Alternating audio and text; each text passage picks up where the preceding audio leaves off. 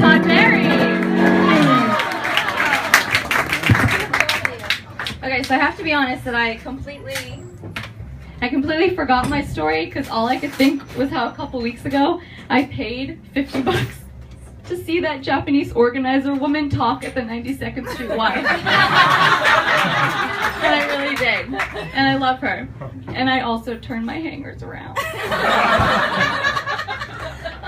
But I have $20 in a savings account, so I'm not doing that great. You guys don't have to feel bad for me. It's okay. It's fine.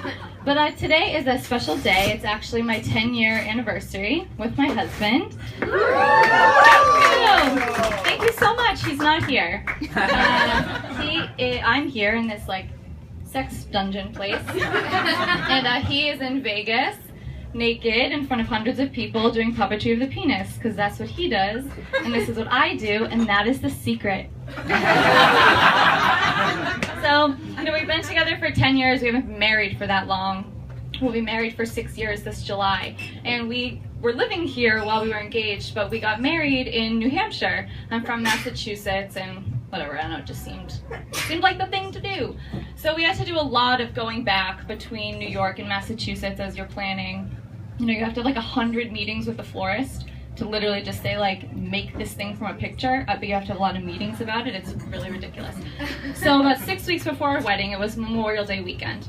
And we went to Massachusetts to kind of have these meetings and to hang out with my parents, and we decided that we were going to go visit my younger brother. He was still in college. He went to UMass Amherst, which is in Western Massachusetts, and I hadn't seen him for a while, so one afternoon we were going to drive out there to visit him. So, my mouth is really dry. Just hold on. Okay, I'm better. Okay, so we all get in we're about to go and like see my brother, and it's about a 2.5-hour drive, and it's like 90 degrees. It's really fucking hot, and we're all ready to go. My fiance and my mom and I, and we're like, "Where's my dad?" And my mom's with the thickest Boston accent. She's going like, "Tom, Tom, Tom, Tom, Tom, Tom." Tom, where are ya? And he's like not answering. So she goes upstairs. She's like, Tom, we're ready to go. The car's ready. And he's lying in their bed. And she's like, are you all right? And my dad's like, I don't feel well. Like I'm really hot. And she's like, it's just the heat. It's just the heat. Rich will drive. Rich will drive us there. So my fiance is like, all right, I'll drive. And so he's like, you can sit in the front and recline the front seat, and you can just sleep or whatever. So we all get in the car, and everything's cool. My dad is kind of dozing, and my husband's driving. I'm sitting behind him. My mom's sitting next to me. And, we're just chatting, talking about the wedding. But we also have the radio on, and we have Emerson College's radio station playing, and it's WVRS. And on Saturdays, they play all show tunes, because that's the kind of girl I am. So they're playing all musical theater songs. We're, like, singing along, and it's very fun. And then we're about 90 minutes into the drive, and this, like, weird thing happens in the car. The best way I can describe it is that there's this like weird, really strong energy shift, and like something just doesn't feel right anymore. And we realized that my dad has not said a word or moved for more than an hour and a half. And even if you're sleeping, like it was not normal even if he was asleep. Like, cause if you're asleep in the car, you kind of like wake yourself up or like move around a little bit. He's like a fucking statue. He hasn't moved at all. So my mom goes, Tom, Tom, Tom, Tom, Tom. Nothing. He's completely still. So my mom leans forward, Tom. And then I hear her kind of gasp. And I'm like, oh fuck. So I lean forward. And it was a billion degrees outside, but in the car it was freezing. We had the AC cranking. And my dad is dripping sweat. Dripping. It looks like someone just dumped, it looks like he ice bucket challenged himself 6 years early. He is drenched. And I'm like, fuck, what is going on? But we still have that show tune station playing. So Kristen Chenoweth is singing this song called The Girl in 14G. I don't know if you guys know that song. But she sings 3 different women. She's like an opera singer, a jazz singer, and herself. So annoying. And she's just like singing in the background. She's like, woo, woo, woo, woo, woo, So that's, I just want you to keep in mind, that's happening the whole time for the rest of this story. And then she's like, that's all going on. So I look at my dad and I'm like, Dad. And he just kind of goes, and I'm like, Mom, something's wrong with Dad. What's wrong with Dad? Now my mom is a nurse. So I'm like, this is fine. She's gonna figure it out. My mom's like that weird kind of mom nurse where she either like really overreacts or she really underreacts. I don't know, does anyone else have a mom who's like a nurse or a doctor or something?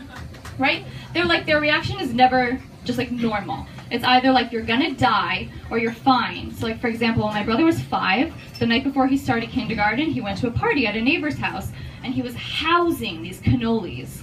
And he was 5 and he was a really, really scrawny 5-year-old. She probably weighed like 35 or 40 pounds. He was really tiny. And then everyone realizes that he's like really giggly and he's like stumbling around. And everyone's like, oh, he's just tired, he's tired. And then this little old Italian woman in my neighborhood is like, was he eating those cannolis? And my mom was like, yeah, he ate like 1 million of them. She's like, oh. Those were rum cannolis. Every single one had like a shot of Bacardi in it. So he's 5, he weighs 40 pounds, and he is fucking wasted. And he has to go to kindergarten, the first day of kindergarten tomorrow. So you would think that my mom would be like, what, we're taking him to the hospital, he's getting his stomach pumped, we're going. And she's just like, he'll sleep it off. I'm like, no, he's starting kindergarten, he's 5. But she's like, he'll be fine. You know, she's right, he was fine. She put him in the top bunk of his bed. Everyone went to bed, and when they got up the next morning, he had projectile vomited all over the wall, and then it dripped down to the bottom bunk. My mom was like, Luke, first day of kindergarten, you okay? And he was like, yeah, give me Pop-Tarts. So she was right, he was fine. But in this situation, I could just tell, like, something wasn't normal. So in the background, we got, it's all fucking happening. And not one of us turned it off. It just felt so stupid. So I'm like, Mom, is that okay? And this shift happened in her. She wasn't my mom anymore. She was Jane Petzy, RN, BSN, CCM. All right? She was like a medical professional. She's like, Tom, do you have pain in your chest? Tom, do you have tingling in your arm? Tom, is there pressure anywhere? Tom. And my dad's just going, which that's like the scariest sound that your dad can ever make. He was like whimpering like a puppy. And I was like, oh my god, I think my dad is dying. Oh my god, my wedding is in 6 weeks. Who's gonna walk me down the aisle? Who's gonna pay for my wedding? You God, I have $20 in the bank. Okay. So I'm like, oh Jesus, oh my god. So my mom goes, Tom, do you need to throw up? Maybe you need to throw up. And he's just like, no. So she rummages around on the bottom of the car and she gets like a plastic bag from CVS. She puts it around and reaches it over onto his chest. Now, I don't know if you guys have ever picked up an empty plastic bag before, but it weighs about 1 hair. It weighs like the same as 1 strand of hair. So she rests it on my dad's chest and she's like, okay, honey, okay, just throw up. My dad just goes, heavy. It's too heavy. I was like, fuck! That plastic bag weighs as much as air, and it's too heavy. Fuck! My dad is dying, and Kristen Chenoweth with his like still happening in the background. None of us just turned it off. So I'm like, oh my god. And my husband's like gripping. And now you might be like, why didn't you just pull off the road? But this was 2009. None of us had smartphones. We didn't know where we were. We're in the country in Western Mass. There's nowhere to go. So I turned to my mom, and I'm like. In my head, I'm like, I'm about to be a real adult right now. I was like, Mom, I want you to tell me the truth. There's something bad happening to Dad right now. And she looked at me right in the fucking eye. And she said, with all of her medical knowledge and experience, and she's talking about the man that she's been with since she was 16 years old. She just looks me right in the eye and she says, in her thick Boston accent, well, Olivia, nothing lasts forever. And I was like, what? And my dad says to this day, he remembers hearing her say that, and he was like, the fuck? What? Nothing lasts forever. So I'm like, what are you talking about? So she starts telling me, like, well, we have to, like, things can change at any moment, and, like, to everything there's a season, and I was like, just shut up! Just shut up! So we get to my brother's house, my dad goes inside, he passes out into, like, a deep comatose sleep. He ends up being fine. He went to the doctor the next day. He had food poisoning from hummus. He was fine. But she's still, I'm like, I will never forget that. Well, Olivia, nothing lasts forever. So I can never stop thinking about it. And then 5 years later, so that was before I was even married. Then 5 years later, it's our 5th wedding anniversary.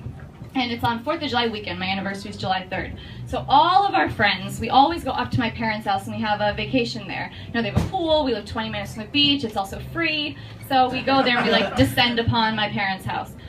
And last year for our 5th anniversary, you know, it was a big deal, and a lot of our friends came. There were like 12 people. So you might think that my parents have like this big, spacious house. Now their house is 120 years old and it has 1 bathroom.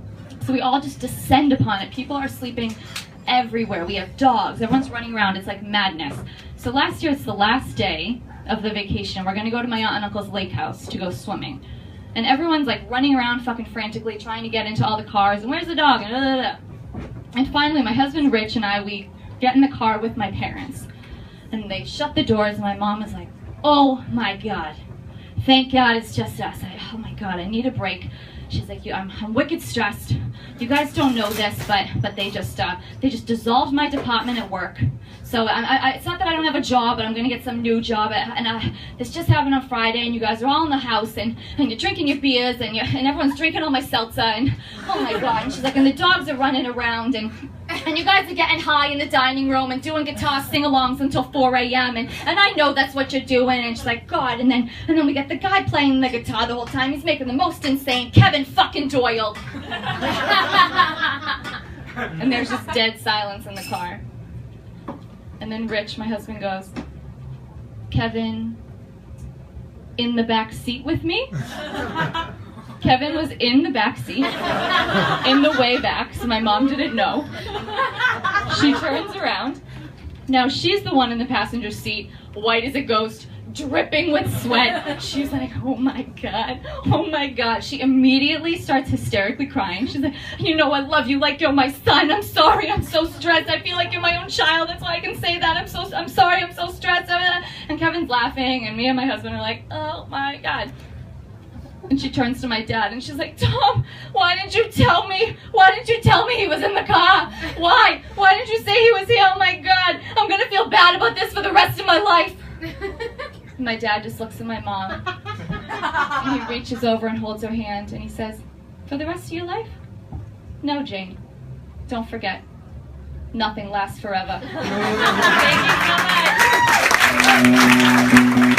you so much. Olivia Petzy, everyone.